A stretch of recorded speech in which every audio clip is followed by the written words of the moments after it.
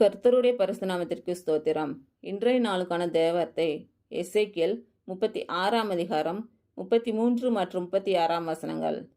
கர்த்தராகிய ஆண்டவர் சொல்கிறது என்னவென்றால், நான் உங்கள் அக்கிரமங்களை எல்லாம் நீக்கி உங்களை சுத்தமாக்கும் காலத்திலே பட்டணங்களில் குடியேற்றுவிப்பேன், அவாந்தரமான ஸ்தலங்களும் கட்டப்படும்.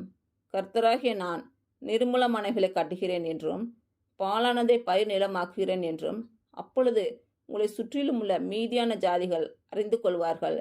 கர்த்தராகிய நான் இதை சொன்னேன், இதை செய்வேன்.